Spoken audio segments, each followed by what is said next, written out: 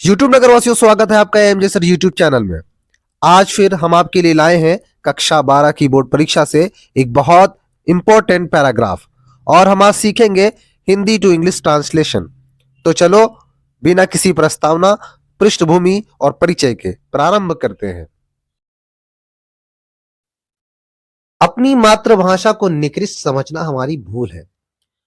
हमें संसार के साथ रहना और चलना है, अतएव संसार की अन्यान्य भाषाओं को सीखने की जरूरत है, पर अपनी मातृभाषा के महत्व का ख्याल रखना भी बहुत जरूरी है। हम अंग्रेजी भाषा और साहित्य के विद्वान हो सकते हैं, पर शेक्सपियर या मिल्टन नहीं हो सकते। अंग्रेजी हिंदी अंग्रेज हिंदी और साहित्य का विद्वान हो सकता है, पर वह सूर्य या तुलसी कभी नहीं हो सकता। अच्छी किताबें हम अपनी मातृभाषा में ही लिख सकते हैं। पहला सेंटेंस है, अपनी मातृभाषा को निकृष्ट समझना हमारी भूल है। It is our mistake to consider our mother tongue as inferior. ठीक है, अपनी मातृभाषा को निकृष्ट समझना, इंफेरियर समझना हमारी भूल है, मिस्टेक है। हमें संसार के साथ रहना है।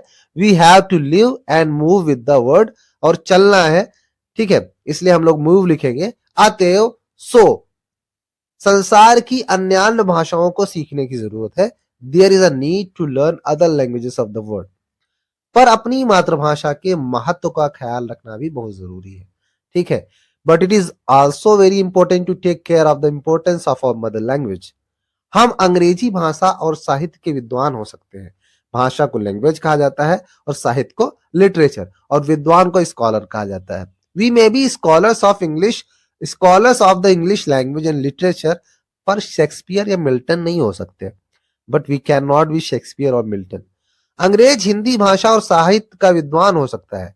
An Englishman may be a scholar of Hindi language and literature, पर वह सूर या तुलसी कभी नहीं हो सकता।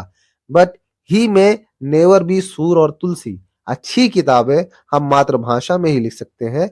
We can write good books only in our mother tongue.